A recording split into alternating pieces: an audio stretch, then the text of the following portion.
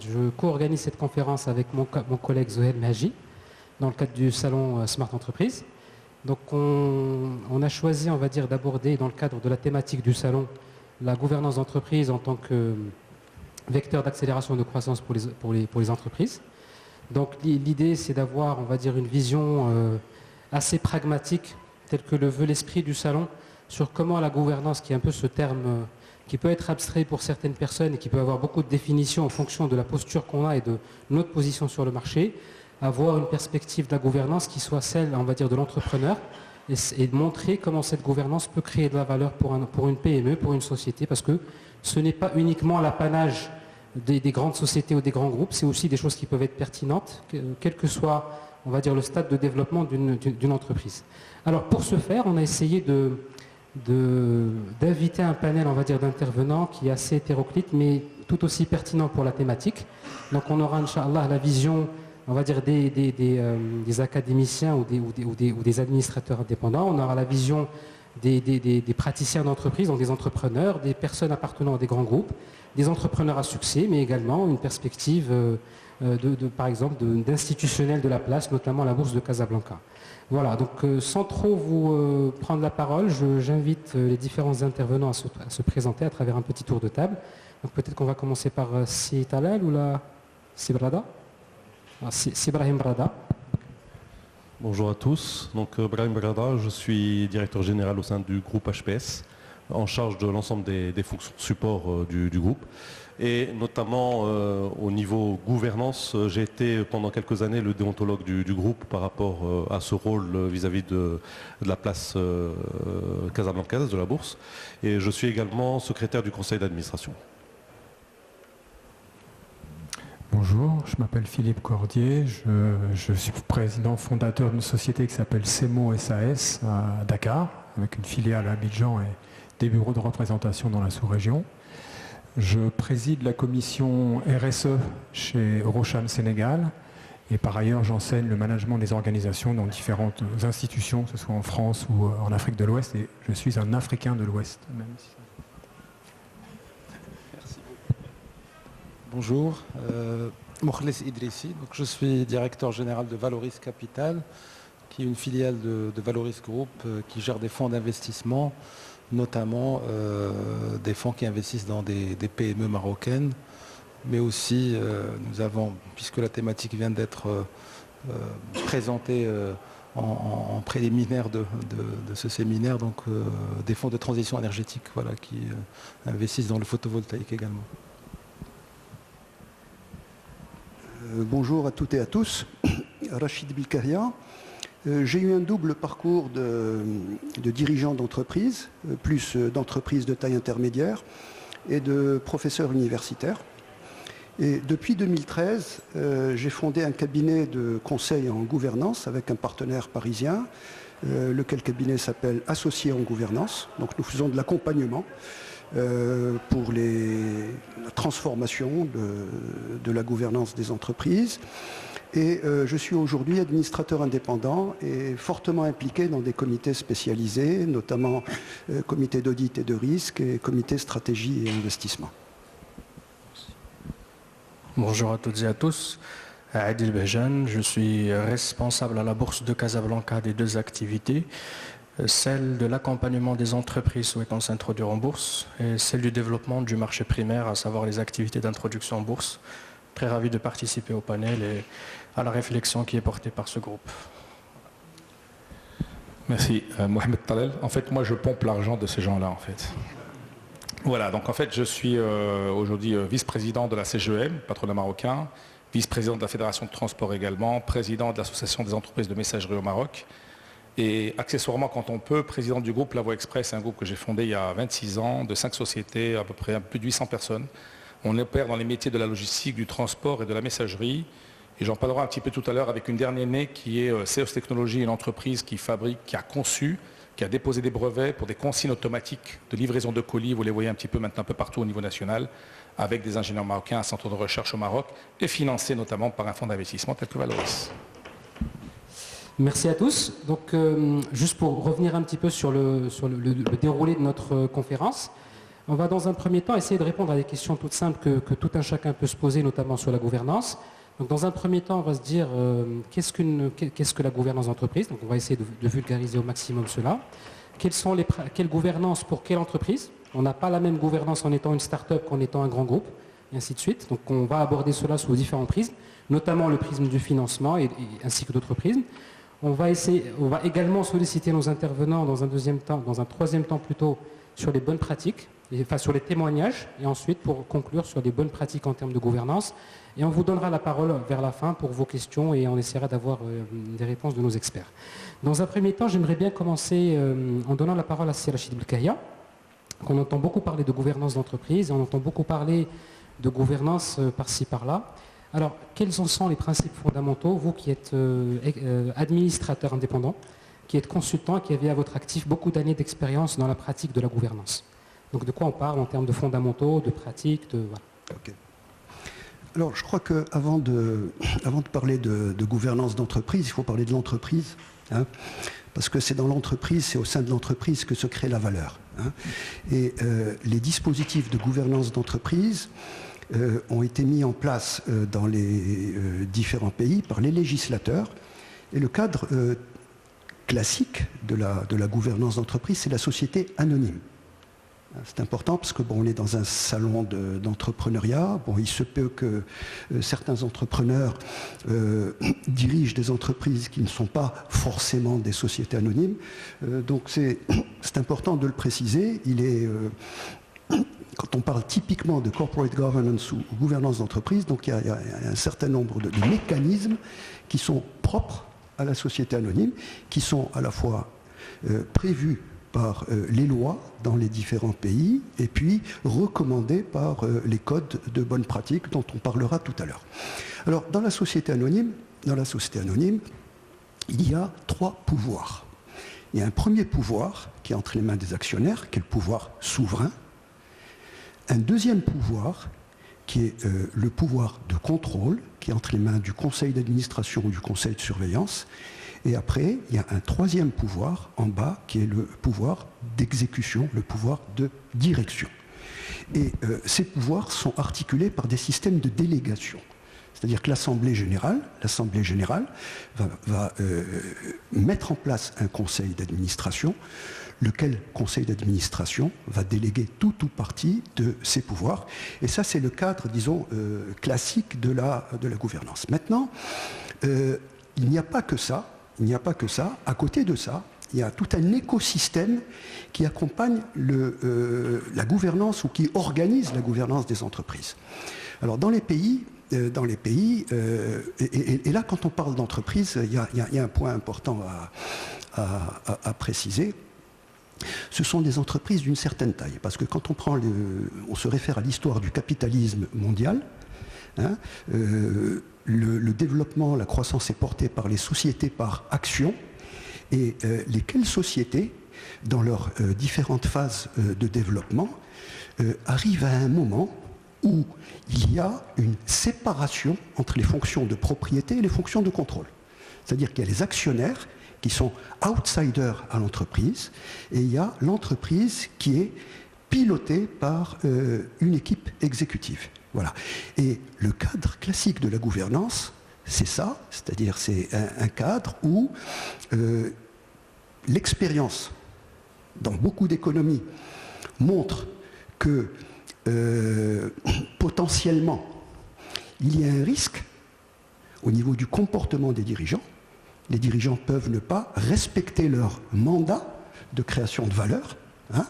Il y a des dirigeants qui peuvent poursuivre d'autres intérêts, et le cadre de la gouvernance, c'est l'encadrement de l'action du dirigeant notamment. Alors aujourd'hui, il y a une dimension supplémentaire ou complémentaire, c'est que l'entreprise, on dit, elle est au service de ses actionnaires ou associés, mais dans beaucoup de pays, les lois ont été revisitées.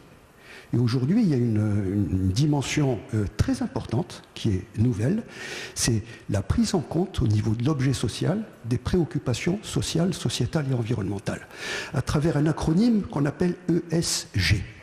environnement, social, gouvernance. Donc aujourd'hui, j'essaie de mettre en perspective au niveau mondial pour bien situer le cadre. Aujourd'hui, donc, il y a tout un courant d'investissement socialement responsable. On appelle ça la finance durable. Et ces investisseurs, aujourd'hui, quand ils prennent des décisions d'investissement, prennent en compte la rentabilité financière, mais également la performance sociale, sociétale et environnementale. Donc ça, c'est un point très très important. Alors, revenons maintenant à l'encadrement de l'action des dirigeants.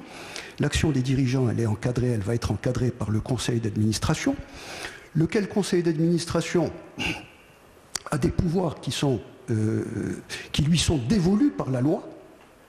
Par la loi. Aujourd'hui, par exemple, si vous prenez la loi sur l'ASA, on vous dit le conseil est en charge des grandes orientations de l'entreprise.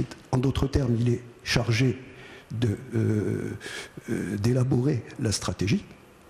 Et puis, le conseil est en charge du pilotage et de la mise en œuvre de la stratégie. Donc, il y a une double dimension stratégie et contrôle. Donc le rôle aujourd'hui central d'un conseil d'administration, c'est ça. Mais il y a tout un écosystème autour, qui va également jouer un rôle de premier plan. Vous avez d'abord les régulateurs. Par exemple, quand on est coté à la Bourse des valeurs de Casablanca, il y a une autorité de marché qui est l'autorité marocaine du marché des capitaux. Les banques et établissements de crédit, elles, sont encadrées par le régulateur qui est Banque Maghreb. Les compagnies d'assurance par la CAPS. Donc les régulateurs jouent un rôle de premier plan, ce sont les gendarmes en fait au niveau du marché. Après vous avez tout un dispositif d'accompagnement que je qualifierais de gouvernance de la gouvernance. Vous avez les professionnels de l'audit. Ce sont les garants de la qualité de l'information financière. Ce qui est important, quand on apprécie la performance d'une entreprise, on regarde les états financiers. Et donc il faut avoir la garantie que ces états reflètent bien l'image fidèle. Vous avez également les agences de notation financière, notation extra-financière. Ça se développe de plus en plus. Et d'ailleurs, chez nous, on avait vu la venue de Vigeo et puis après Vigeo Eris. J'ai pas suivi l'actualité, mais je présume que les successeurs de Vigeo Eris, ceux qui ont racheté l'entreprise, vont continuer à intervenir sur le marché. Donc il y a les banques d'affaires, il y a les analystes financiers. Les analystes financiers qui jouent également un rôle de premier plan. Donc il y a tout un écosystème. Voilà. Et donc la gouvernance, c'est tout ça. C'est tout ça. Une définition classique, c'est la manière. La gouvernance renvoie à la manière dont les entreprises sont dirigées et contrôlées. Et le mode de direction et de contrôle des entreprises, c'est ce triptyque, Assemblée générale, pouvoir souverain, conseil d'administration et direction générale. Et après, il y a l'environnement, tout le dispositif institutionnel réglementaire. Alors, merci Sérachid. Je comprends un peu de votre intervention qu'on a aujourd'hui plusieurs, on va dire, socles à la gouvernance. Il y a ce qui vient à travers, on va dire, le régulateur, donc des facteurs, on va dire, exogènes à l'entreprise. Donc c'est la loi sur les sociétés, c'est l'encadrement, on va dire, de la pratique de l'entreprise et la gouvernance de ses parties prenantes. Moi, j'aimerais avoir votre avis sur les facteurs, on va dire, plutôt endogènes, en dehors de l'aspect réglementaire ou de l'aspect, on va dire, comment on dit en anglais, mandatory, ou un aspect, on va dire, obligatoire. Quels sont les éléments qui pousseraient, moi je suis patron de PME aujourd'hui, qu'est-ce qui me pousserait à adopter ou initier une démarche de gouvernance? Quel est l'intérêt pour moi, au-delà de l'aspect réglementaire, auquel je serais de toute façon soumis? Alors, tout ce qui est réglementaire, c'est qualifié de hard law, par opposition au droit mou ou soft law. Alors la soft law, c'est quoi? Ce sont les bonnes pratiques. Alors, dans le monde capitaliste, les premiers codes de bonnes pratiques de gouvernance d'entreprise ont vu le jour au début des années 90. Il y a eu le premier code, enfin les deux premiers codes, c'était le code américain en 92 et puis le Cadbury Code au Royaume-Uni en 92 également. Et après, il y a eu pratiquement tous les pays qui se sont engagés dans cette voie, dont le Maroc. Nous-mêmes, à l'époque, on avait démarré les travaux. Si vous le permettez, je peux raconter peut-être un petit peu l'histoire. Bien sûr. Hein, tout le parcours qui a été réalisé au Maroc, on était, donc ça c'était année 2000. J'étais président du comité d'éthique à la CGEM et avec donc mes collègues, membres du comité, on avait engagé une première réflexion sur la gouvernance d'entreprise. Et on l'a poursuivi, cette réflexion, au niveau de la commission éthique et bonne gouvernance, qui a été donc instituée donc en 2003. Et puis, on s'est rapproché un petit peu du ministère des Affaires économiques et générales pour initier une commission nationale, une task force nationale avec l'ensemble des parties prenantes. Et donc cette commission nationale a travaillé donc avec une assistance de la Société financière internationale. On a fixé un calendrier de travail pour rédiger 4 codes. Il y avait un code de principes généraux, il y avait un code établissement de crédit, un code PME et entreprise familiale et un code entreprise et établissement public. Et tous ces codes ont été publiés entre 2008 et 2012. Voilà. Alors après, dans le prolongement de ces codes, on s'est posé la question de savoir comment les disséminer, comment les diffuser. En faisant un benchmark international, on s'est rendu compte que le levier de dissémination, ce sont les instituts d'administrateurs.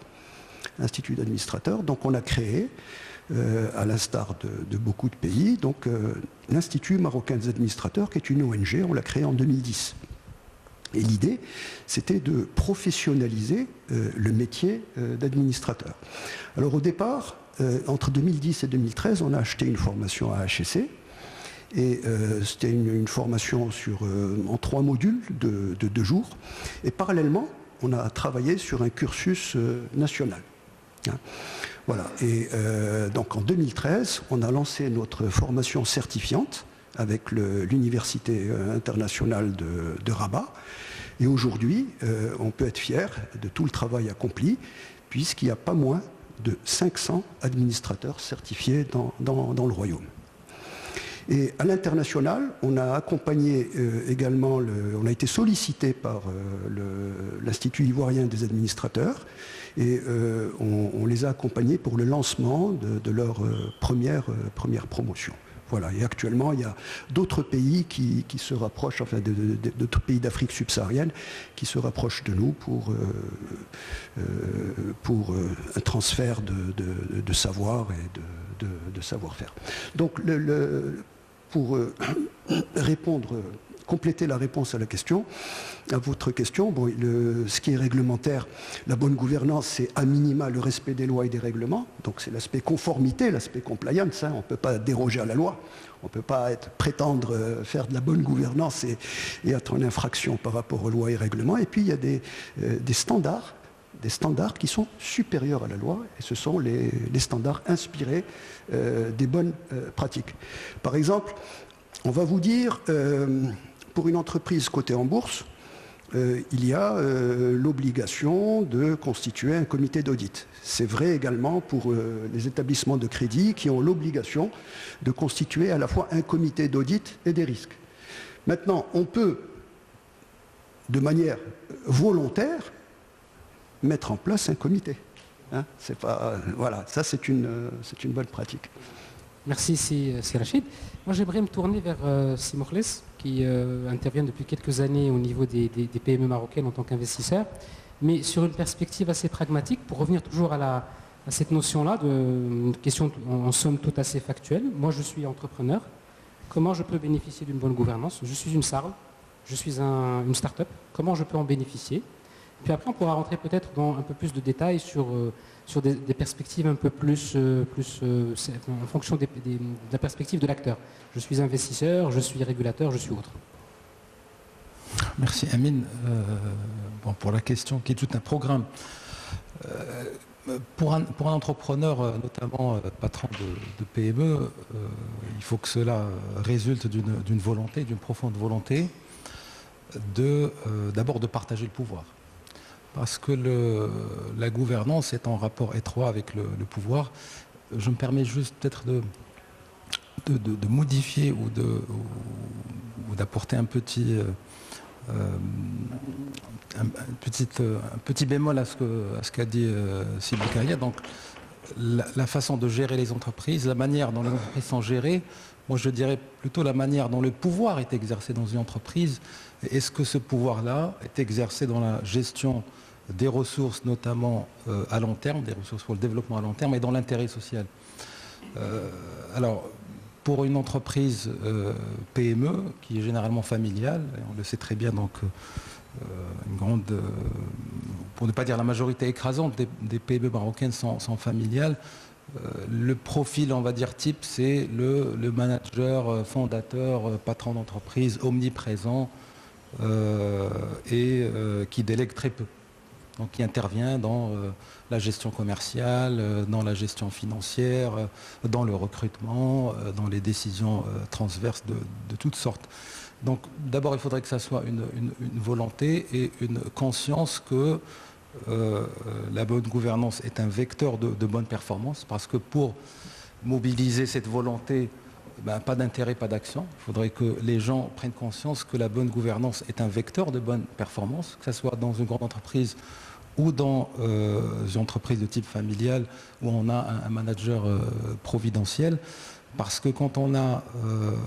alors, ça me permet aussi de rebondir sur le fait, est-ce que la bonne gouvernance, la question qui a été abordée directement, indirectement, est-ce qu'elle est le fait, est-ce qu'elle concerne uniquement les grandes entreprises, comme on est porté à le croire, en tout cas depuis que la littérature managériale, sociologique, économique s'intéresse à la question, on fait l'amalgame entre bonne gouvernance et gestion des grandes entreprises. D'ailleurs, certains disent que c'est le management du management, comment mettre en place les grands organes de contrôle ou de contre-pouvoir.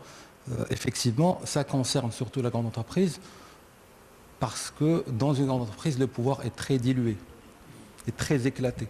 Dans une grande entreprise, et ce pouvoir-là, il descend bien en deçà du niveau du management ou du top management, qui est, on va dire, qui est le cénacle dépositaire du pouvoir exécutif, du conseil d'administration. Et à tous les étages d'une grande entreprise, il y a quelqu'un qui détient un pouvoir. Un pouvoir décisionnel, un pouvoir d'accorder, de faire ou de ne pas faire. Et quand ce pouvoir n'est pas exercé dans l'intérêt social, on est dans la mauvaise gouvernance. Dans on va dire la PME, certes, on est tenté de croire que dans un pouvoir concentré, entre les mains du manager, du fondateur, du gestionnaire providentiel, il y a peu de risques que ce pouvoir ne soit pas exercé dans l'intérêt social, parce qu'en même temps, c'est l'actionnaire en lui-même qui gère.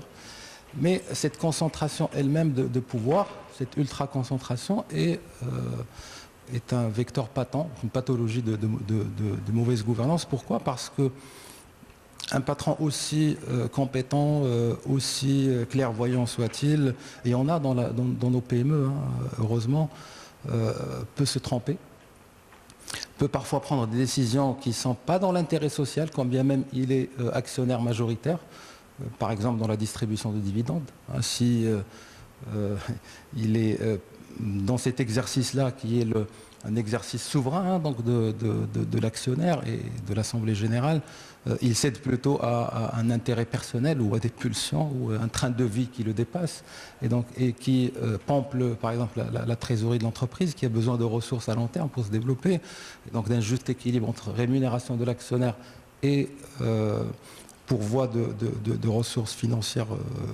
pour l'entreprise. Et donc cette concentration du pouvoir est elle aussi néfaste, parfois aussi dans le recrutement. Malheureusement, c'est une tare qu'on remarque dans les entreprises, les PME familiales, c'est que les postes de pouvoir, les postes de management sont trustés par la famille. ça aussi, ce n'est pas une bonne pratique, en tout cas pas dans l'intérêt social. Et je pense que les instances qui ont planché sur la chose au Maroc ont bien fait, comme a dit Sibel Kaya, entre 2008 et 2012. Donc au début, il y a eu un code de bonne pratique de gouvernance, je pense, qui a été publié en 2008, avec l'étroite collaboration du privé.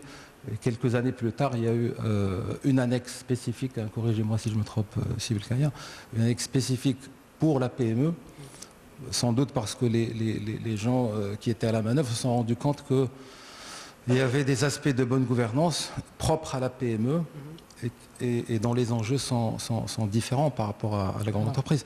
Maintenant, l'impulsion peut venir de l'extérieur, hein, donc d'une PME, quand parfois c'est imposé par un partenaire comme un fonds d'investissement. On y reviendra justement, Simourles, sur ça. Je me permets juste d'apporter un petit complément parce que je tiens quand même à mon petit patron de PME qui ne comprend pas finalement pas mal de choses sur la gouvernance et sur l'intérêt de la gouvernance. Et je parle sous le contrôle des intervenants pour essayer de synthétiser un petit peu ce qui a été dit de manière peut-être un peu plus basique, en tout cas, par mon langage. La première, c'est que je dirais la gouvernance intervient dans un cadre, et ça c'est ce qu'a dit Rachid Belkaya, donc dans un cadre de prévention des risques, de manière générale. La deuxième, c'est dans un cadre de création de valeur. Le cadre de création de valeur peut se faire soit dans le cadre d'une gouvernance subie, création de valeur, pardon, donc une situation de croissance, ou une situation de mise à niveau des standards. J'essaie de synthétiser à peu près 3 grandes catégories, on va dire, de choses qui permettent d'avoir à un entrepreneur de se dire j'ai intérêt à mettre en place une gouvernance, soit pour prévenir les risques. Vous avez parlé, Simourles, du versement de dividendes. Ça, c'est un encadrement qui doit être fait. C'est des recrutements mal faits. On a tous eu pas mal de fois l'occasion de voir des scandales qui étaient liés à des abus de biens sociaux ou des malversations. Et c'est typiquement toujours des sujets de mauvaise gouvernance. Donc c'est une prévention des risques.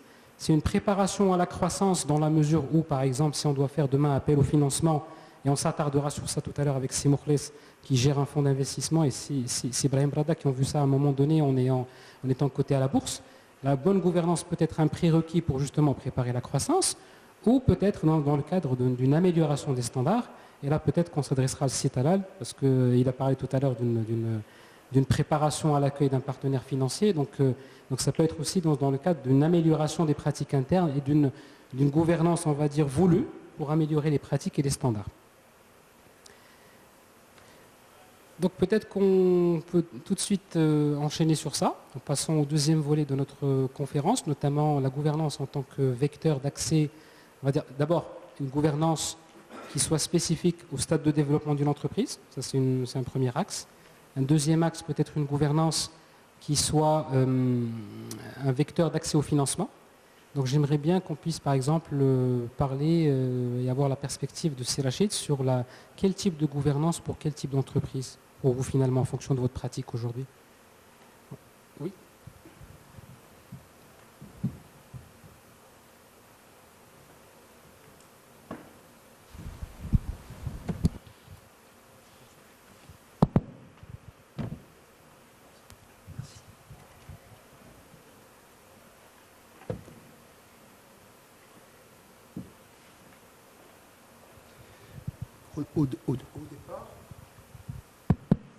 Au départ, donc en création de l'entreprise,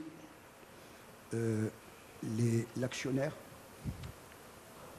s'il est en SA, il est administrateur et il est dirigeant.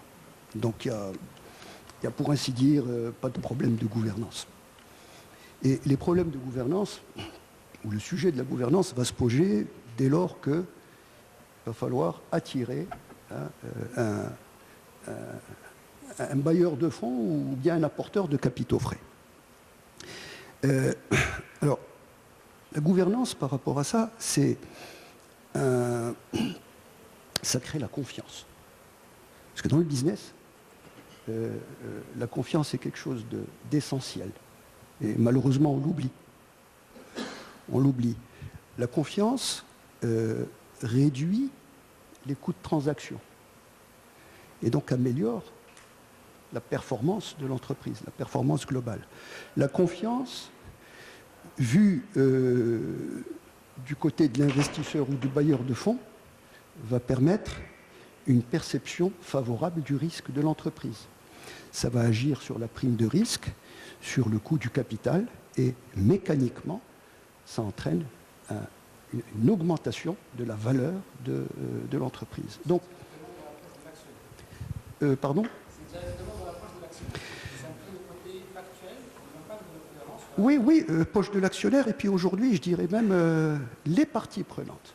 Hein, les parties prenantes, c'est-à-dire quand on a une entreprise en bonne santé, c'est bien pour l'actionnaire, mais c'est bien pour les salariés, ça sécurise l'emploi, c'est bien pour les clients, ça fidélise. Hein. Voilà, c'est vertueux. Hein, c'est ce côté vertueux qui est vraiment extraordinaire.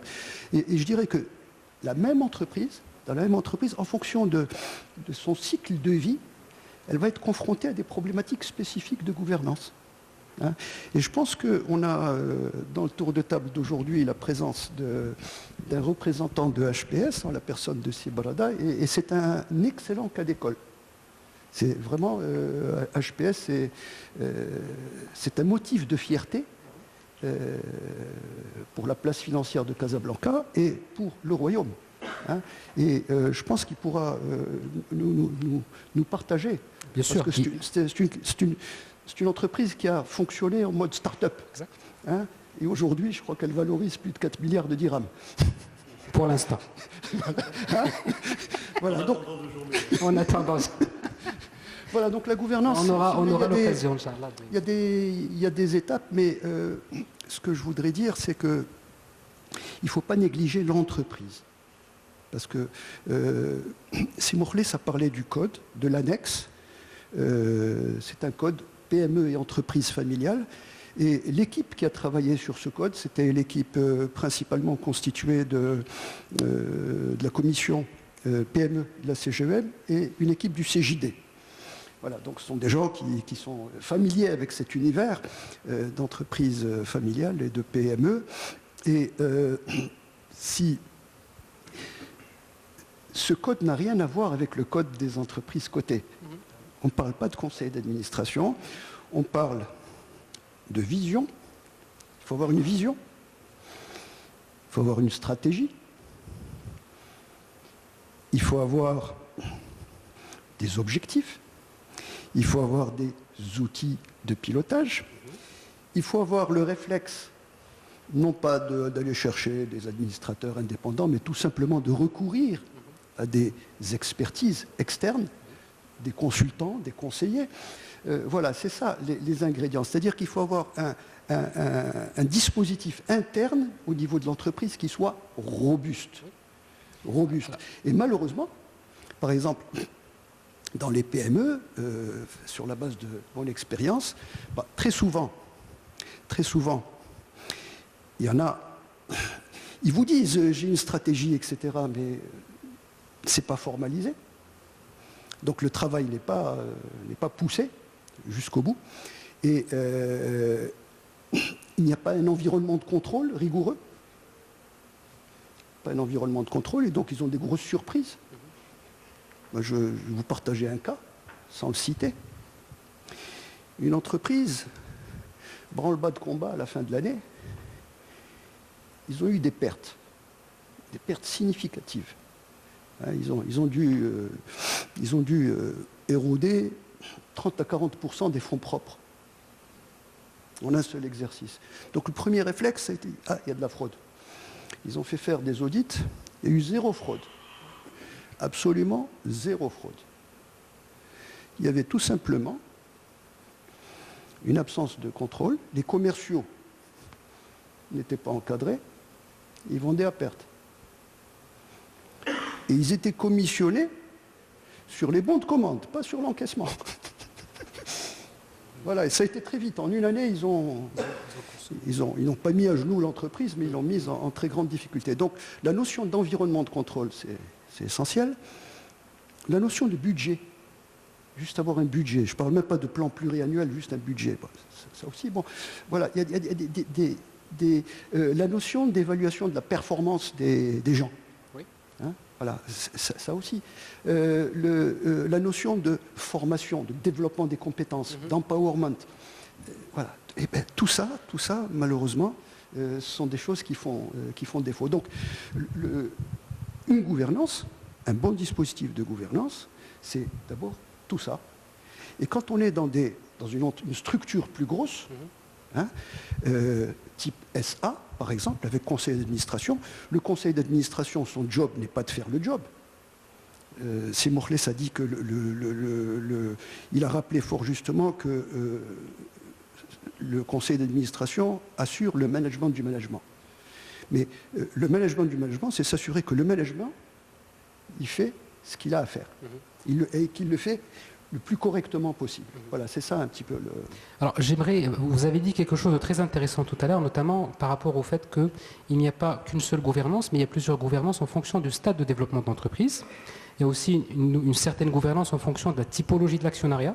La gouvernance d'une SA, ce n'est pas la même chose que la gouvernance d'une SARL. La gouvernance d'une société familiale, ce n'est pas la même chose qu'une société qui est détenue par des acteurs financiers ou des fonds de pension ou autres.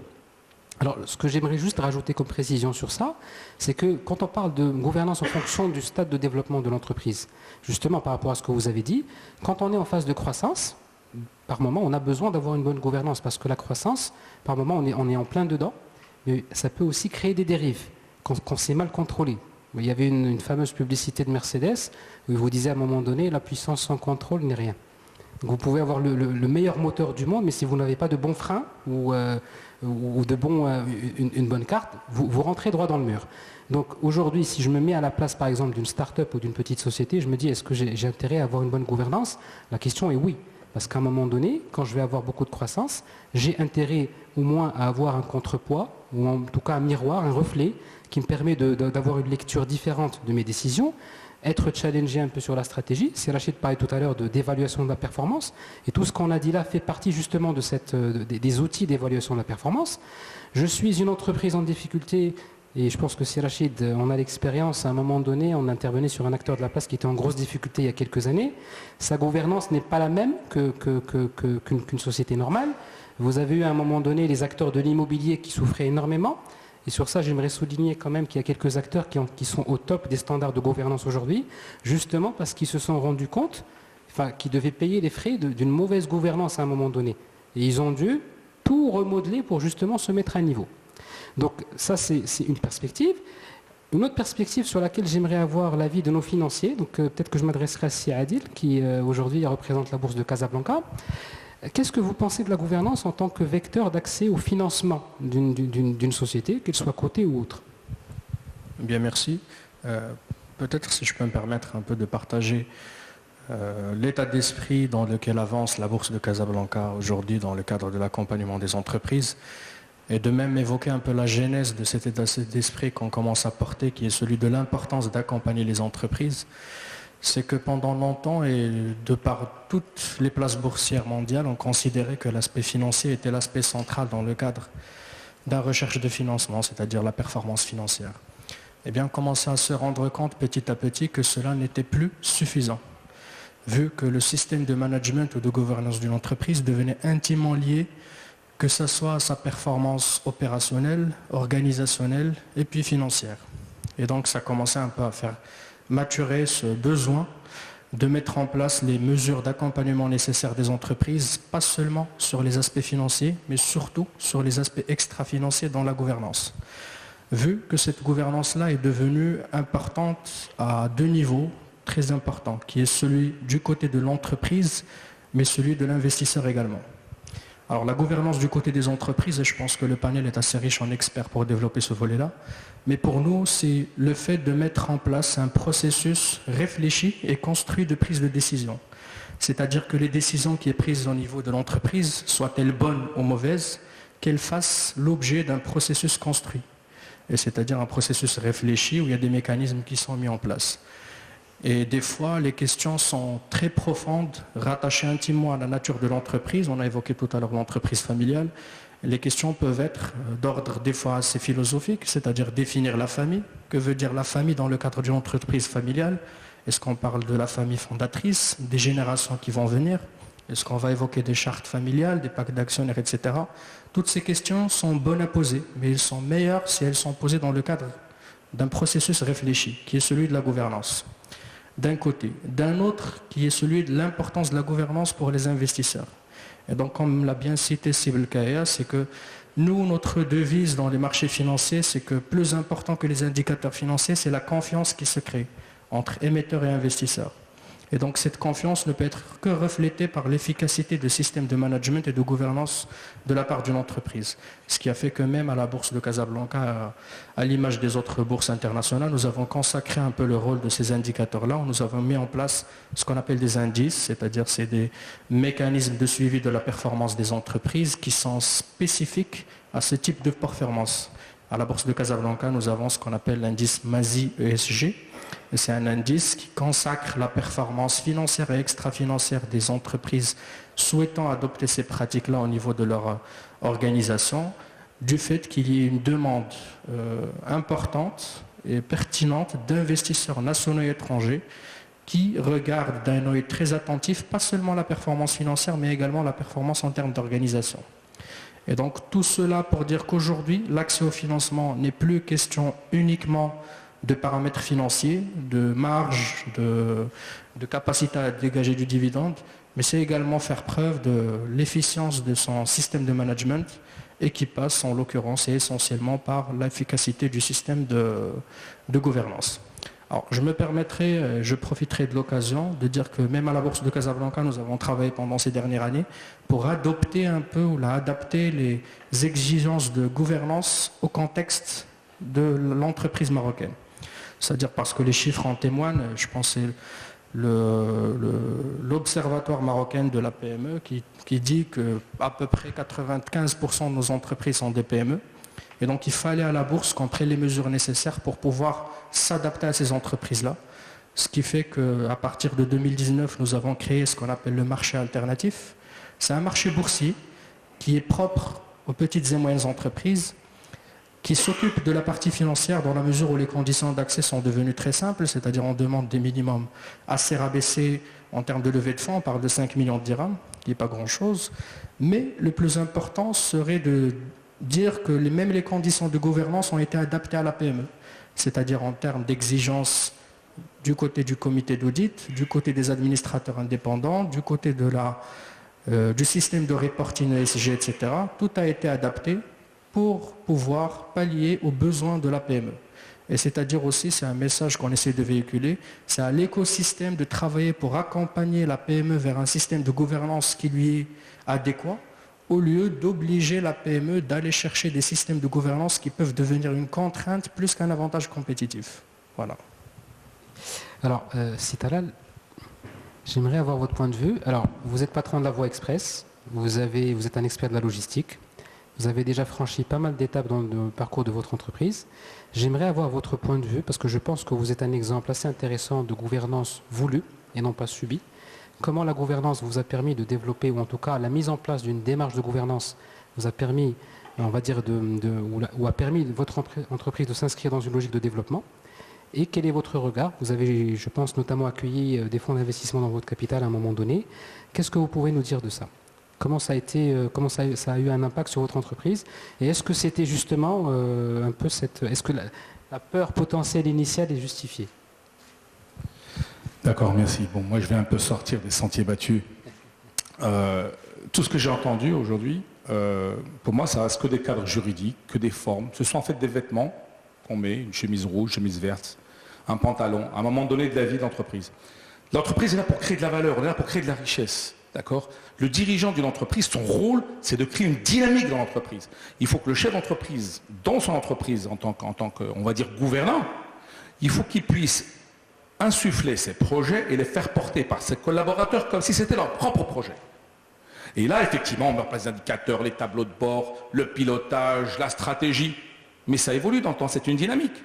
C'est en perpétuelle évolution. Vous changez tous les ans de stratégie, vous l'améliorez, vous la fine-tunez. Mais et derrière, c'est les formes juridiques qui changent. Vous passez de SARL à une SA, à une SNC, au gré de votre environnement.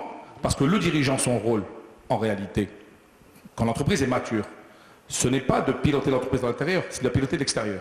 C'est tous les paramètres exogènes. Regardez aujourd'hui, le carburant, la crise en Ukraine, la logistique qui a flambé, les coûts, ça impacte la production, ça impacte vos coûts de revient, ça impacte vos marchés à l'export, ça impacte tout. Et vous devez constamment anticiper, trouver des solutions. Mais derrière, il faut avoir une véritable stratégie, il faut que vous pilotiez vos équipes, et tout ça, il faut que ça soit cadré. À un moment donné, vous devez financer également vos projets de développement. Vous devez avoir une certaine agilité, vous devez être réactif, vous devez être... Quand vous devez financer tout ça, eh ben, vous vous retournez vers les banques, c'est compliqué, parce que je ne suis pas tellement sûr qu'elles financent notamment des projets innovants. Et bien sûr, vous retournez vers des fonds d'investissement, vous faites appel à des partenaires financiers. Mais là, en fait, qu'est-ce que vous vendez? Vous ne vendez pas un business plan, vous vendez un projet, vous vendez une vision, vous vendez une stratégie. Il faut qu'ils y adhèrent. S'ils n'y adhèrent pas, ils ne vous suivront pas. D'accord? Alors bien entendu, derrière, il y a des investisseurs, donc il y a un objectif de rentabilité, de TRI, d'EBITDA, mon ami Mokhles le sait bien parce qu'il m'accompagne depuis quelques années. D'accord? Mais c'est ça l'entreprise. Et tout ce que j'ai entendu tout à l'heure, eh ben, ce ne sont que des outils finalement. Ce ne sont que des outils. D'accord? Donc le dirigeant, la gouvernance de l'entreprise, oui, mais le chef d'entreprise est la charnière entre l'environnement extérieur et l'environnement intérieur. Il est là pour traduire des événements exogènes, d'accord, et donner des stratégies en interne d'entreprise et faire du pilotage pour piloter l'entreprise en mer. Alors on ne sait pas trop où est-ce qu'on va, il faut corriger de temps en temps, il faut ajuster, bien entendu. Et bien entendu, il faut un tableau de bord avec des indicateurs, bien entendu, il faut des stratégies, bien entendu, il faut une politique d'investissement, il faut gérer du risque aussi. D'accord? Il faut gérer du risque financier, du risque marché, du risque... Regardez aujourd'hui, on va prendre un exemple tout simple. Regardez ce qui s'est passé avec le Covid. Avant, c'était la mondialisation, c'était l'Asie. Ouais, en ce moment, les barres centres de production sont en train de se déplacer vers l'Europe. Tout le monde maintenant, pour des raisons de souveraineté, d'accord, veut relocaliser certaines productions. Ça impacte des pans entiers d'économie. Le chef d'entreprise qui n'a pas anticipé tout cela et qui n'a pas arrêté les stratégies et qui n'est pas resté flexible, il va payer très cher cette addition. D'accord? Donc le chef d'entreprise, ça c'est son rôle. Il doit, même les formes juridiques, il faut bien les choisir. À un moment donné, il faut évoluer. On est passé, nous, de personnes physiques, on est passé à SARL, on est passé à un moment donné à une SA, pour des raisons de gouvernance, effectivement, parce que ce sont des obligations. Mais vous devez garder une certaine agilité, vous devez anticiper le marché, surtout dans un monde qui bouge constamment. Et un dernier point, on est en guerre économique. Qu'on soit clair, c'est une guerre économique. On se bat aujourd'hui, les barrières sont non tarifaires. Tout à l'heure, j'ai entendu parler effectivement de problématiques de RSE, tous les aspects sociaux, sociétals, les aspects environnementaux. Ce sont également des barrières non tarifaires qu'il faut gérer. Et le dirigeant doit impacter cela au sein de son entreprise. D'accord? Alors bien, ça rentre encore dans la gouvernance. Vous devez certifier votre entreprise, vous devez tout ce qui est certification ISO, la sécurité informatique, même chose. Nous sommes en guerre économique. Demain, vous avez au data center qui plante, vous plantez toute l'activité, l'entreprise est en faillite. Encore une fois, il y a des règles de gouvernance qu'il faut adapter au sein de l'entreprise. Vous devez faire appel nécessairement à des cabinets externes, avec des consultants, parce que ça coûte très cher de recruter une compétence très pointue.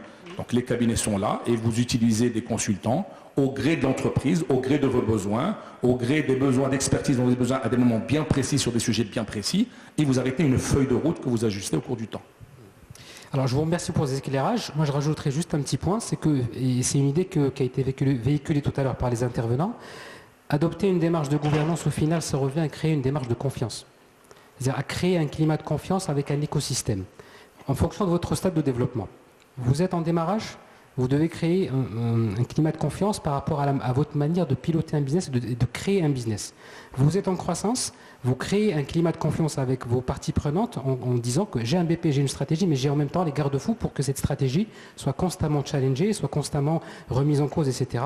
Que les variantes et les paramètres de exogènes soient bien filtrés, paramétrés, évalués par le manager, et qu'on n'est pas dans une logique de one-man show qui a créé quand même pas mal de sujets sur certaines entreprises. Et je suis tout à fait d'accord avec vous, Sitalal, et j'apprécie beaucoup votre manière assez punchy et factuelle finalement de parler de la gouvernance, parce que les outils sont là uniquement pour véhiculer, ou en tout cas pour traduire ou contrôler une stratégie, pour évaluer la pertinence d'une stratégie, pour tracer le chemin, voir un peu un degré, on va dire, d'avancement dans certaines choses, préparer l'entreprise, on va dire, à accueillir certains bailleurs de fonds. Vous avez parlé des barrières non tarifaires. Par exemple, aujourd'hui, certains clients ou donneurs d'ordre internationaux exigent des certifications, comme vous avez dit. Ça peut être par exemple contre le travail forcé des enfants, notamment dans tout ce qui est textile, ou là dans les filières durables sur certains sujets. Donc effectivement, la bonne gouvernance se doit, dans un cadre ESG ou autre, de traiter ces points de vue-là. Je me tourne vers Sibrahim.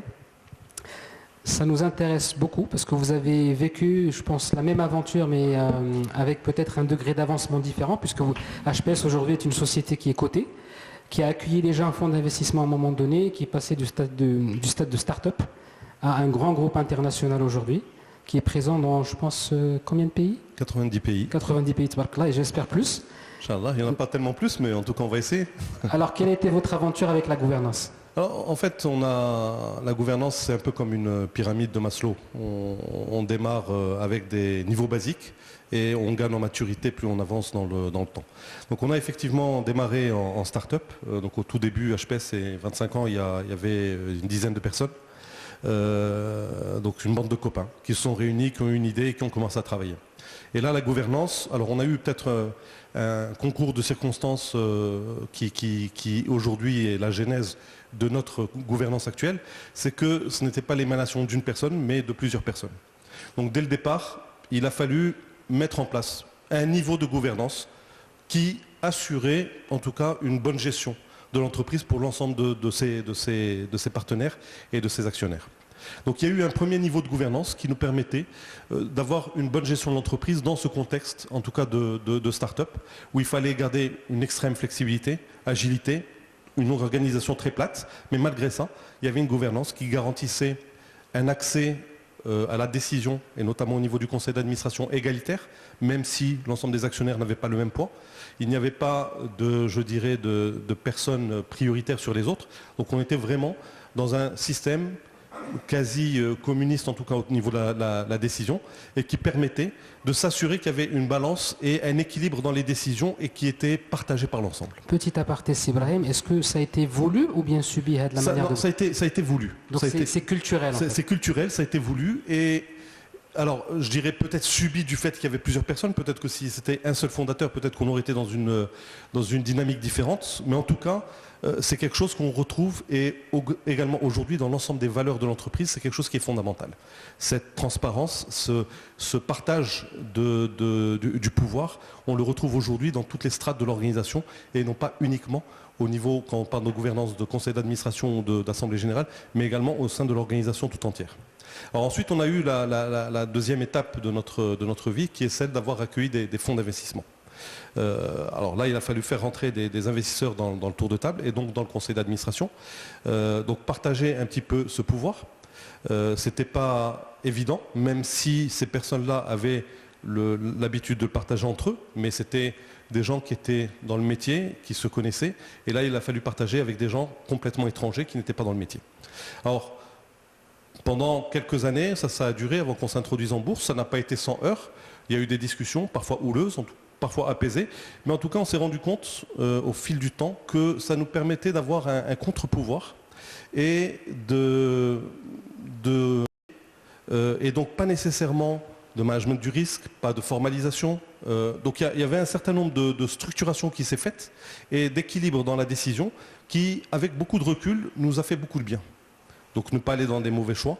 Je rappelle que nos investisseurs sont rentrés en 2002 jusqu'en 2006, donc l'introduction en bourse. Donc on a subi à ce moment-là notamment la crise, la bulle de 2000, donc qui a fait beaucoup de mal à nos marchés et à nos clients. On s'apprêtait ensuite à subir la crise financière 2008 qui a touché les banques. Donc cette gouvernance qu'on a mis en place nous a permis également de passer ça sans trop de heurts. Donc ça nous a permis de nous préparer et de nous préparer à aller sur le marché financier. Donc marché financier, ça a été une toute autre étape. Donc là, on n'était plus sur du privé, mais plutôt du public. On a eu la notion d'administrateur indépendant. Donc là où réellement on a voulu, et là c'était voulu, c'est de ramener des gens qui avaient un regard complètement déconnecté de notre réalité quotidienne, de manière à pouvoir apporter un regard neuf sur l'entreprise et pouvoir nous aider. Et aujourd'hui encore, donc ça fait maintenant un peu plus de 15 ans, je pense qu'on est coté, on renouvelle ces administrateurs de manière à avoir un regard neuf et qui nous permettent d'aller de l'avant et d'apporter de la valeur ajoutée au groupe. Et c'est vraiment quelque chose qu'on ressent comme extrêmement positif. Alors ensuite, cette gouvernance donc, de conseil d'administration, on a fait une séparation des pouvoirs également du président, directeur général pour apporter également un équilibre entre le conseil d'administration et la gestion exécutive du groupe. Aujourd'hui, volontairement, on a dans le conseil d'administration uniquement une personne qui est exécutive, donc tout le reste est non exécutif, donc on a 9 administrateurs non exécutifs, 3 sont actionnaires, 3 sont non actionnaires, donc aucun intérêt dans l'entreprise, et 3 sont complètement indépendants au sens de la loi, c'est-à-dire qu'ils ont moins de 3 ans d'expérience au sein du groupe. Et lorsqu'ils atteindront les 3 ans ou 6 ans, on les renouvellera par de nouveaux indépendants. Et c'est quelque chose qu'on ressent comme extrêmement enrichissant dans notre quotidien au sein du groupe. Alors bien entendu, vous avez parlé des éléments exogènes qui peuvent avoir une influence, bien sûr il y a la loi, etc. Aujourd'hui HPS fait à peu près 10% de son chiffre d'affaires, 15% au Maroc. Tout le reste est sur les marchés étrangers, sur 90 pays. Donc on a également un regard extrêmement fort de nos clients. Les clients sont des banques sur des marchés extrêmement matures, donc asiatiques, européens, américains, qui ont un tout autre regard sur les gouvernances d'entreprise. Et c'est quelque chose aussi qui nous pousse de l'avant pour être réellement aux meilleures pratiques internationales. Alors, ce n'est pas uniquement pour pouvoir,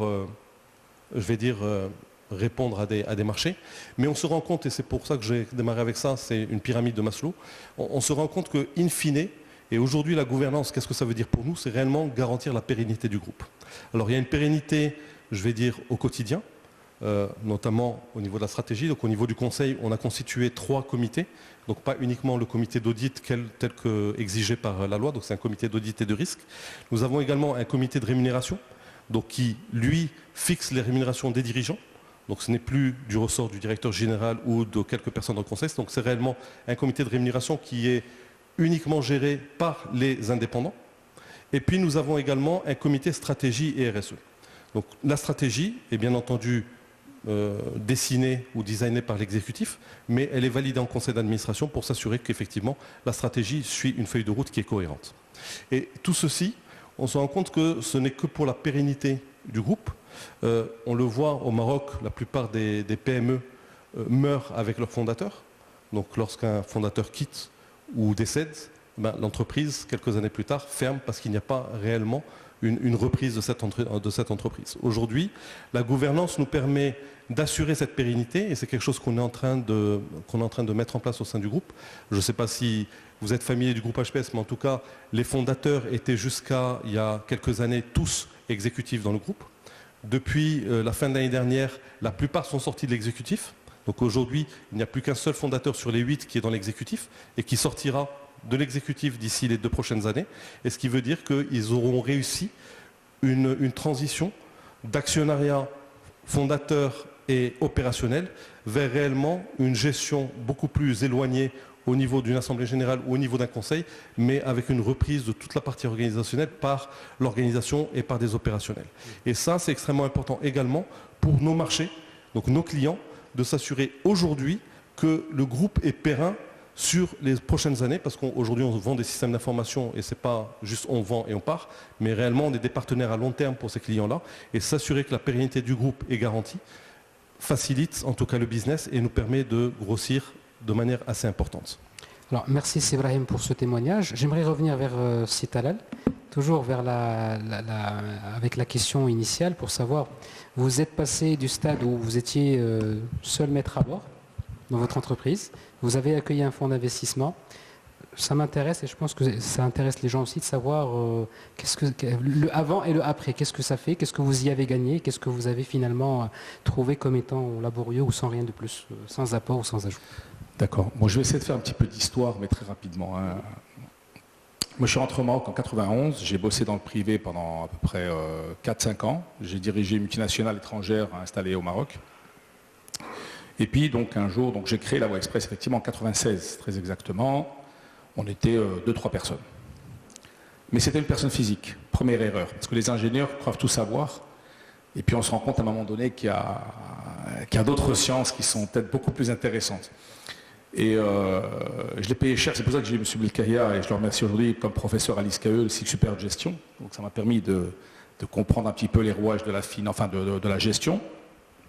Parce que quand on a démarré la voie express, autant sur l'exploitation on maîtrisait parfaitement, le technique on maîtrisait bien, on était personne physique, et puis je commençais à avoir des petits problèmes de gestion. Donc j'ai dû aller vers l'ISKE, donc poursuivre une formation. On a continué à se développer, et puis un beau jour, j'ai compris après l'ISKE que finalement je m'étais planté de forme juridique, et qu'il fallait changer de forme juridique. Ça m'a coûté très cher. À l'époque, ça m'a coûté plus de 4,5 millions de dirhams, ça faisait beaucoup pour une petite entreprise qui démarre, pour passer en SARL. D'accord, première erreur. Donc c'est pour vous montrer comme quoi c'est vraiment très très important de suivre. Le temps est passé, on a continué à développer, et puis j'ai des problèmes financiers, enfin, pour structurer une dette, pour lever de la dette. Je ne parlais pas le même langage en fait. Je parlais aux banquiers, aux institutions financières, et on ne se comprenait pas. Et là, j'étais obligé d'aller faire un master à Sciences Po Paris, pendant 2 ans en finance et marché des capitaux, pour bien comprendre un petit peu, pas pour être expert, pour dialoguer avec ses mouklis, parce qu'il est très difficile en égo. Hein. Ça fait 20 ans qu'il est dans ce secteur.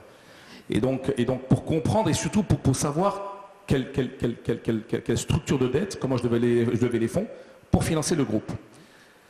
Donc le temps avance, il y a les problématiques exogènes dont j'ai parlé tout à l'heure, donc la CGM a beaucoup apporté encore à ce niveau-là.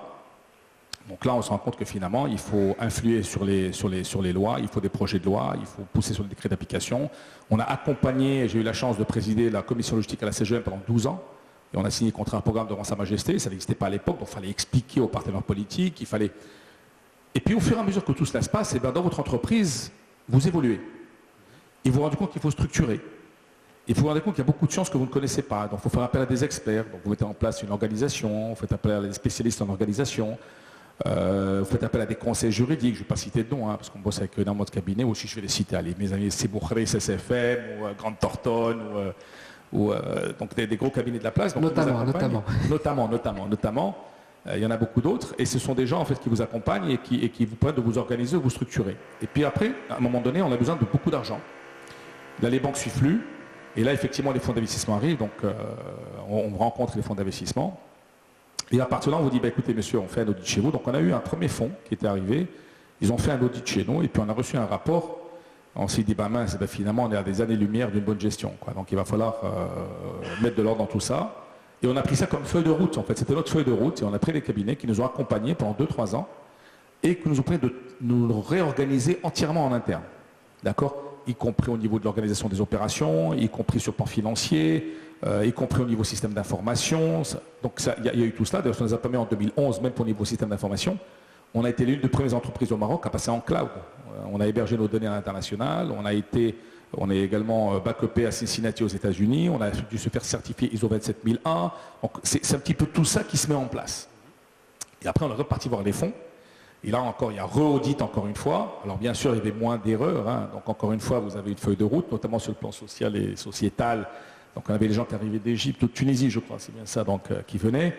Allez, vous cassez les pieds sur, et dites-moi les autres plis que vous récupérez, qu'est-ce que vous en faites, comment vous les traitez, à qui vous vendez le papier que vous récupérez d'emballage, le plastique que vous récupérez, est-ce que ce gars-là est certifié ou pas certifié. Donc je veux dire, c'est parfait parce qu'en fait, il vous pousse à vous structurer, il vous pousse à de la bonne gestion, à une bonne gouvernance, et en même temps, vous vous structurez en conséquence. Alors c'était très important pour nous parce qu'il y a ce fonds qui est rentré, donc là, ils vont sortir là prochainement, et finalement, on se rend compte qu'on est prêt pour rentrer en bourse, pour une IPO. Et les partenaires financiers auront beaucoup plus confiance en vous qui êtes passé par un fonds d'investissement qui passé d'une entreprise familiale à directement entrer en bourse. C'est très compliqué pour gagner la confiance des marchés. Donc je crois que là c'est l'antichambre effectivement pour une IPO si vous devez la faire. Mais c'est vrai que ce sont tous ces partenaires qui nous accompagnent et qui nous poussent à nous organiser, à nous structurer et à montrer patte blanche. Et là j'ai aimé l'intervention effectivement, je connais bien HPS parce que c'était mon ancien président de la CGM, c'est Hourani.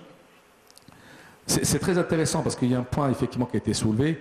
Le sujet, par exemple, en tout cas pour nous qui se pose aujourd'hui, c'est la succession.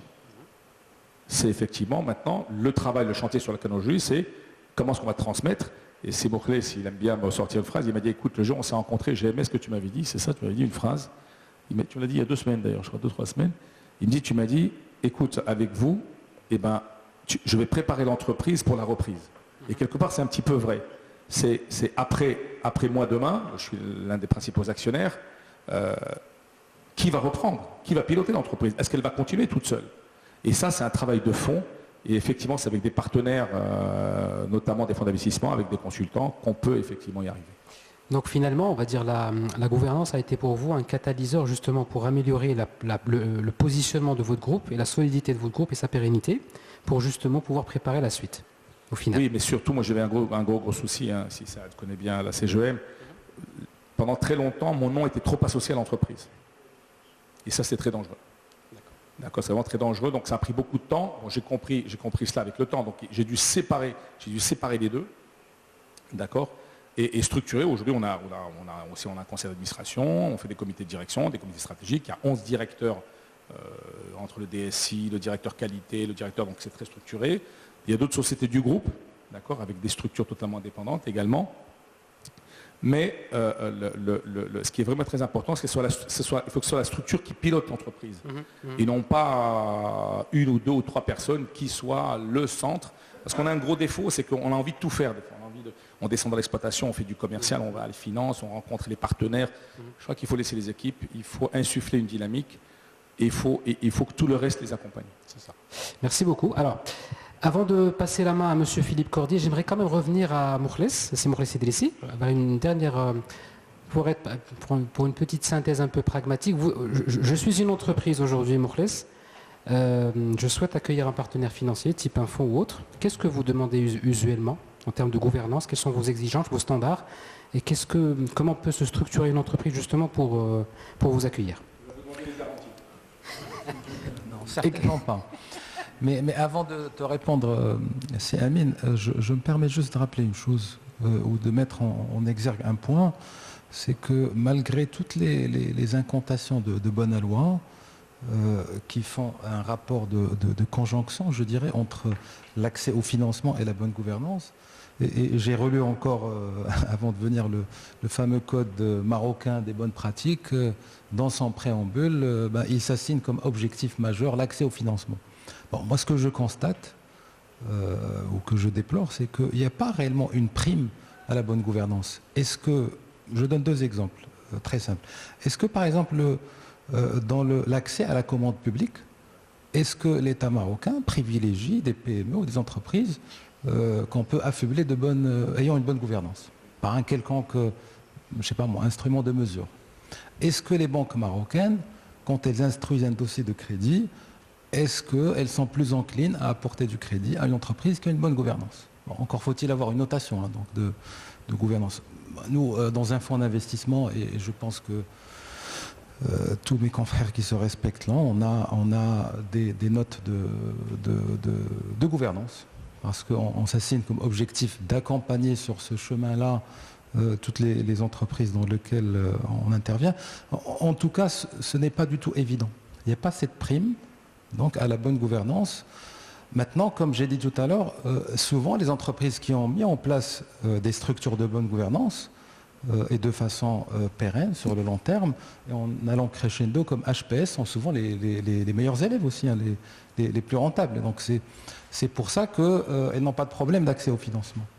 Mais je fais constater aussi que pas mal d'entreprises qui avaient des gouvernances qui se respectaient, on peut parfois commettre des erreurs monumentales, catastrophiques sur le plan managérial, dans le respect total de la bonne gouvernance, et qui leur a valu peut-être carrément leur pérennité.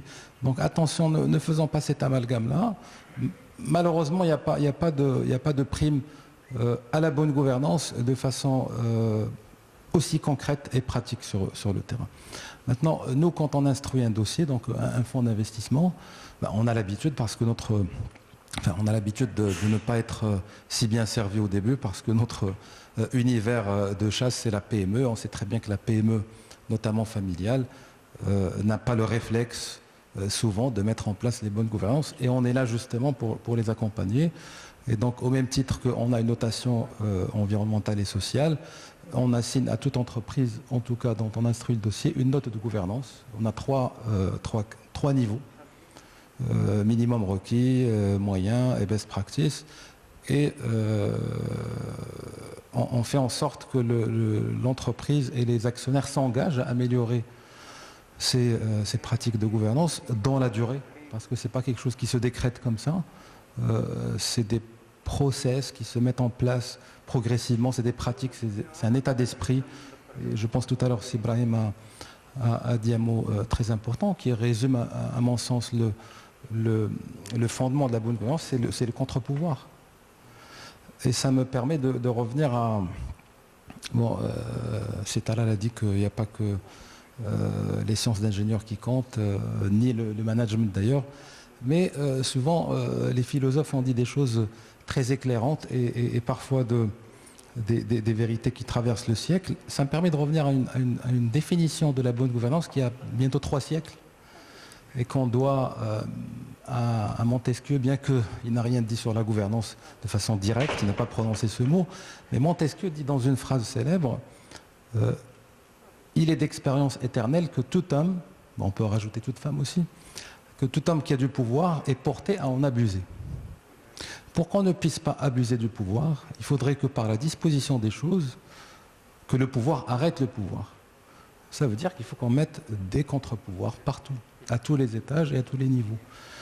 Et donc ce contre-pouvoir, il doit être mis progressivement, que ça soit une impulsion externe ou exogène, insufflée par un fonds ou par un client, par exemple, ou par une volonté interne des managers ou des associés, pour éviter demain de prendre, en toute bonne foi, je dirais parfois, des décisions aberrantes.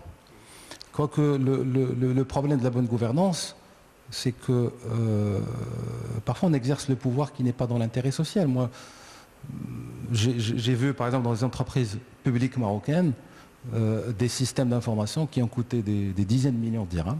Bon, j'ai à l'esprit déjà une qui a investi 15 millions de dirhams dans un système de BI qui n'a jamais fonctionné. Ça veut dire quoi? Ça veut dire que celui qui a pris la décision ou ceux qui ont pris la décision, soit ils ont voulu faire joujou avec l'argent du contribuable, donc en investissant dans un système dont ils n'avaient pas besoin, soit ils ont voulu investir pour se servir autrement. Et je conclus simplement par des statistiques que la Banque mondiale donne, donc, qui remontent à quelques années, mais je crois que la chose a plutôt empiré, plutôt que redressé. La Banque mondiale dit que dans les pays de la zone MENA, la mauvaise gouvernance coûte jusqu'à 2% du PIB par an. Et encore, la Banque mondiale n'a mesuré ça, on a estimé ça, que dans le secteur public. Sachant qu'il y a beaucoup de mauvaise gouvernance, hélas, dans le secteur privé aussi. Merci Simorles. Donc Philippe Cordier, j'aimerais que vous puissiez nous parler d'un sujet qui vous est cher, notamment la relation de la RSE en lien avec la gouvernance. Donc aujourd'hui, qu'est-ce que vous pouvez nous en dire? Merci beaucoup. Il a été abordé à plusieurs sujets par les intervenants. En fond, le sujet de la RSE, et notamment par le chef d'entreprise qui a, au moment de l'entrée de capitaux venant d'un fonds égyptien, si j'ai bien compris, ou tunisien, autant pour moi, cette volonté donc de questionnement quant aux prédispositions de l'entreprise à avoir mis en œuvre des mécanismes spécifiques, et c'est en l'occurrence directement lié à ce phénomène donc de la RSE, qui est un phénomène, j'allais dire, à la fois un peu récent et un peu ancien, qui date de 2012, mais qui suscite actuellement, donc on l'a vu, un grand intérêt et un développement assez conséquent. Et le premier intervenant également avait souligné de manière très spécifique ce point. De quoi il s'agit en réalité? C'est la participation des entreprises aux objectifs de développement durable, qui sont déclinés dans 17 thèmes, et une partie de ces 17 thèmes revient aux organisations et notamment donc aux entreprises. J'ai retenu une définition que je vous propose ici, donc on peut définir la RSE comme l'ensemble des pratiques mises en place par les entreprises dans le but de respecter les principes du développement durable, donc économiquement viable bien sûr, avoir un impact positif sur la société et respecter mieux l'environnement. Voilà la partie, j'allais dire, de définition que je peux vous donner. Ce concept de RSE, là encore, je vais redire des choses qui ont déjà été dites, il repose en tout cas sur un triptyque qui est la partie environnementale, la partie sociétale et enfin la partie économique.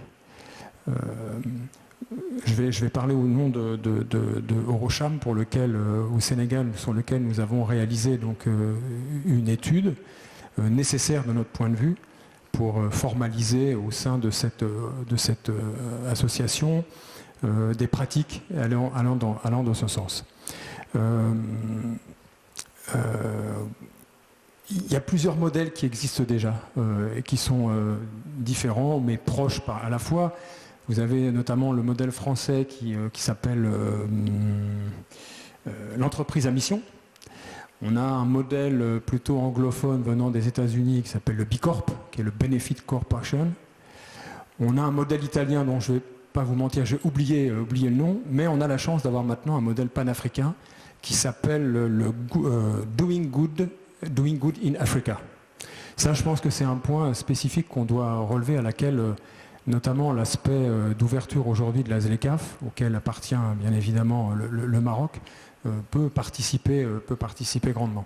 Alors chez Eurocham, qu'est-ce qu'on a découvert? Eurocham, c'est environ 170 entreprises qui sont majoritairement détenues par des capitaux européens. Mais en réalité, ce sont des entreprises locales et donc des entreprises purement sénégalaises. L'idée de cette étude, c'était d'avoir une idée sur la perception de la RSE auprès de ces 170 membres et de pouvoir donc poser les bases d'une appréciation plus précise de la RSE, notamment déclinée ensuite lors de réunions dans le cadre d'une commission que j'ai la chance de présider, qui s'appelle la commission donc précisément RSE. On a relevé dans le cadre de cette étude, dont 80% des entreprises 80-85% des entreprises sont des PME. Donc très peu de grandes entreprises. Trois points. Les entreprises, de manière générale, ont une connaissance limitée de ce qu'est réellement les responsabilités sociétales des entreprises. Deuxième point, elles restent a priori un concept qui reste du domaine empirique pour énormément d'entreprises. Et enfin, la RSE est plutôt considérée comme un concept propre aux grands groupes et donc de fait difficilement assimilable et applicable malheureusement aux petites entreprises. Donc nous, spécifiquement, ça nous permet de mettre en place, donc, dans le cadre de cette commission, une appréhension plus juste, et on a mis en place donc, des outils, parce qu'il faut bien des outils comme ça a été évoqué à plusieurs reprises, donc notamment une charte dans un premier temps, et puis ensuite une application spécifique permettant aux 170 membres de pouvoir communiquer une fois par an des actions qu'elles mènent dans le cadre de la RSE spécifiquement. Et on mène donc notamment un hackathon qui sera donc délivré le 16 décembre de cette année. Voilà à peu près ce que je peux vous dire sur le domaine de l'RSE. Si vous me permettez, un dernier mot, j'aimerais aussi évoquer un sujet qui m'échappe, puisque mes études qui remontent il y a certaines années, j'avais rencontré un professeur d'administration des entreprises et de stratégie qui m'avait donné un concept assez simple et que j'ai retenu et que j'enseigne. La valeur pour qui? Ça a été dit également par mon prédécesseur. Créer de la valeur, bien évidemment, pour les clients qui dépensent de l'argent pour pouvoir avoir accès à un produit. Encore faut-il que ce produit corresponde aux montants qui ont été dépensés. Ensuite, il n'y a pas de chronologie. Ensuite, les actionnaires, bien évidemment, qui ont mis leur patrimoine personnel dans cette aventure. Les salariés, qui passent leur temps à l'intérieur de l'entreprise et qui attendent donc une juste rétribution. Et on sait qu'aujourd'hui, avec la pyramide de Maslow, la rétribution n'est pas spécifiquement une rémunération en termes de monétaire, mais elle se positionne maintenant sur des domaines beaucoup plus complexes et beaucoup plus subtils de prise de conscience, etc. etc. Les collectivités locales également, qui mettent à la disposition des entreprises sur des sites spécifiques la justice, l'énergie nécessaire à pouvoir, etc., etc. Et puis enfin, la banque, parce qu'on ne peut pas faire sans la banque, les effets de commerce notamment, et les prêts.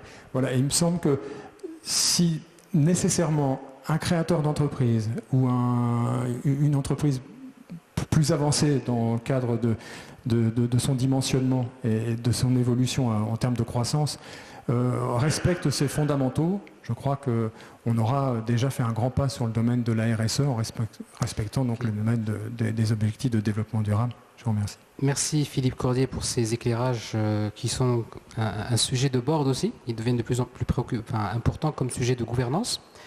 Et ces éclairages sur la RSE. Très simplement, avant d'arriver à la conclusion de notre conférence, j'aimerais synthétiser un petit peu les principaux enseignements qui sont sortis un peu de nos échanges. On a eu la perspective, on va dire, on a répondu plus ou moins à la question de pourquoi mettre en place une gouvernance. Donc on a vu que c'était un moyen de mitiger des risques et de préparer, on va dire, une création de valeur au sein de l'entreprise, que ce soit dans le cadre de la préparation à la croissance ou de l'amélioration des pratiques. On a vu aussi quels étaient les prérequis, par exemple, d'investisseurs financiers ou autres, dans le cadre d'ouverture de capital, notamment par rapport aux attentes en termes de gouvernance.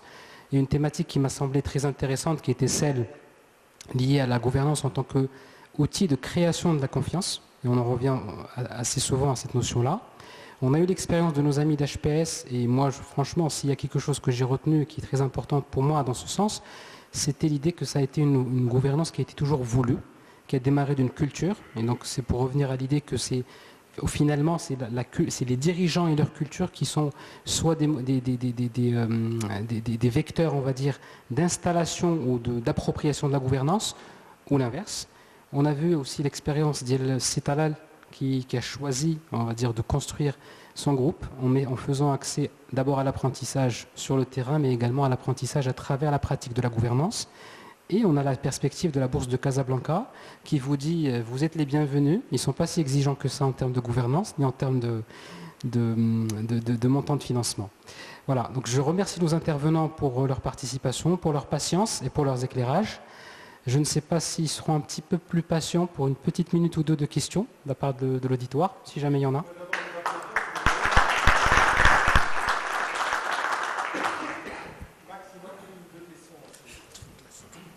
Se fait tard, n'est-ce pas?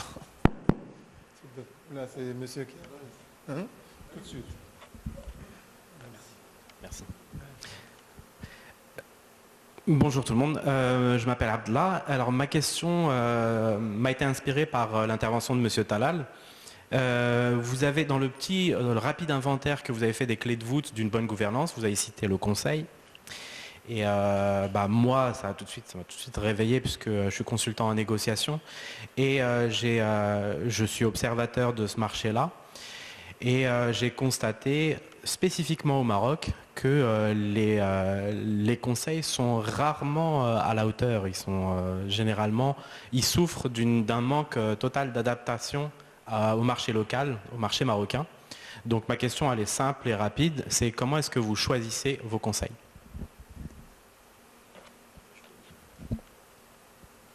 On prend les questions avant les... Merci Khalid Dahami.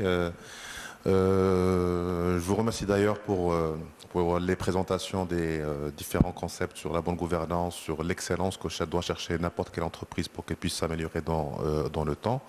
Et vous savez très bien que c'est beaucoup d'investissement. Le fait de se lancer dans une expérience RSE, c'est de l'investissement parce que c'est des consultants, c'est des jours. Le fait de renouveler les certificats, c'est de l'investissement. C'est la même chose pour les certificats ISO. C'est la même chose pour la bonne gouvernance où vous devez vous faire auditer en permanence. Et tout ça, c'est de l'investissement qui est assez lourd pour une entreprise comme une PME en général. Ce process de l'excellence, il a démarré dans les années 90-2000 à peu près. L'État marocain investit beaucoup d'argent via Maroc PME, via les différents modes de financement de l'OFPPT, les GIAC, etc. Justement pour que nous ayons un patrimoine entrepreneurial à niveau, des entreprises qui sont RSE, qui sont en bonne gouvernance, certifiées ISO. D'ailleurs, je ne connais pas les chiffres, je ne suis pas à jour des chiffres au niveau ISO, mais je me rappelle qu'il y a 5 ans, on était 1000 entreprises ou 1200 à être certifiées ISO Maroc, ce qui n'est pas très... c'est pas un bon score par rapport à la région. Je pense qu'en Tunisie, il y a plus d'entreprises qui sont certifiées ISO que le Maroc. Et tout ça, c'est un acheminement au niveau du management, l'histoire du management au Maroc. Moi, quand j'ai commencé l'entrepreneuriat dans le début des années 90, il n'y avait pas de code de bonne gouvernance ni de ISO. Mais il y avait un code qui était sacré qui s'appelait la gestion en bon père de famille. Et ça, on le répétait tout le temps, en permanence. Et c'est vrai qu'on n'avait pas de comité de gestion, mais on avait des comités de famille. Et le secteur aussi, qui veillaient à ce que vous ne fassiez pas des conneries au niveau de la gestion. Et le risque était trop important parce que vous le payez de votre poche. Et on savait très bien que pour être pérenne, il fallait mettre en place des bonnes pratiques. Et on mettait en place les process. C'est-à-dire, maintenant, ça s'appelle process ISO, RSE, etc. Les différentes interventions, j'ai vu le cas de HPS. Je pense que HPS, vous avez mis en place ces codes de bonne gouvernance et de labellisation parce que ça a été un peu imposé, voulu. Voulu, bien sûr, et aussi imposé par vos clients. Vos clients, c'est les banques.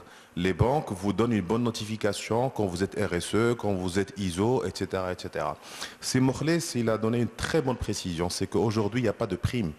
Il n'y a pas de prime. Il y a beaucoup de casse au niveau de ces entreprises qui sont certifiées et avec le temps, ça devient handicapant de pouvoir maintenir ce genre de patrimoine parce que vous avez du dumping sur le marché.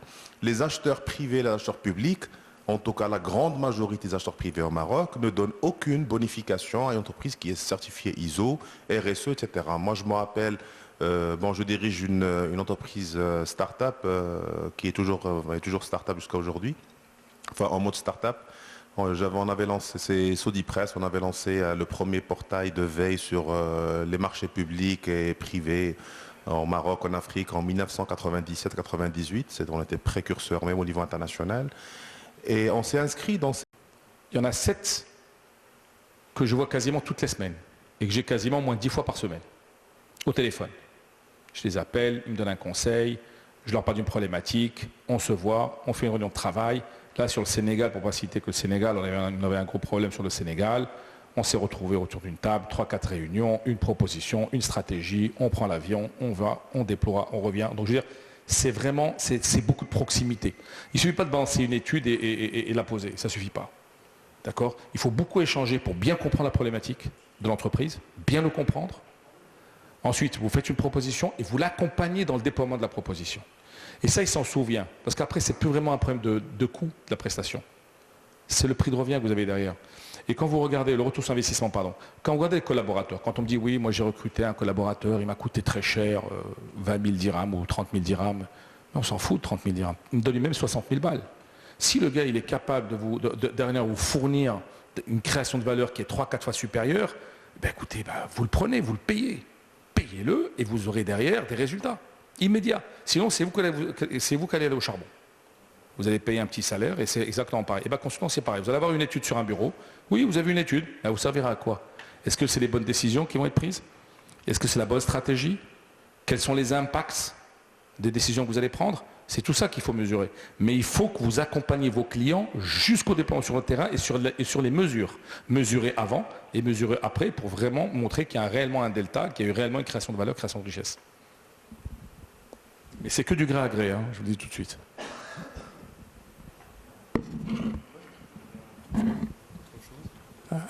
Je veux bien répondre sur un autre point, malheureusement pas Maroc, parce que je n'ai pas cette connaissance, mais pour la partie labellisation, j'ai parlé tout à l'heure de Benefit Corporation, donc le B Corp, c'est une vraie famille.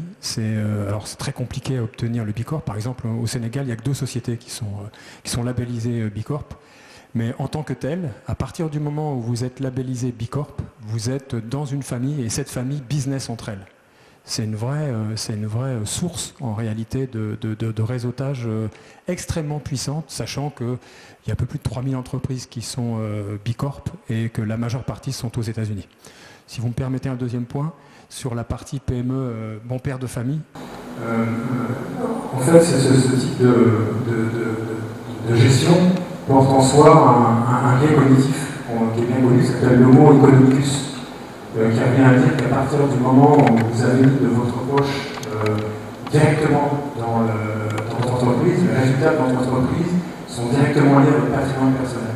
Et ça crée un biais cognitif qui fait que la réflexion qui est menée en termes de prise de décision, elle est systématiquement pensée non pas par rapport à l'entreprise, mais à son portefeuille personnel. Et ça crée un biais. Je crois que le premier, je suis désolé, je ne connais pas comment, avait évoqué ce sujet. Le chef d'entreprise a dit qu'à un moment donné, il s'est aussi retiré volontairement son nom de l'entreprise parce que, en tout cas, il a parcouru ça. Et cette notion de homo economicus, c'est une notion qui est académiquement reconnu comme tel en termes de biais cognitifs. Moi, j'ai bien cadré mon intervention sur les PME, TPE, c'est-à-dire toutes les entreprises TPE, PME, c'est un investissement personnel. L'entrepreneur, c'est lui qui investit de sa poche, de ses propres moyens. Et c'est dans ce cadre-là que j'ai parlé de ce que vous appelez le mot économique. Merci beaucoup. Je remercie l'audience d'avoir été patiente. J'espère que les échanges auront été intéressants. Merci à nos intervenants et à bientôt.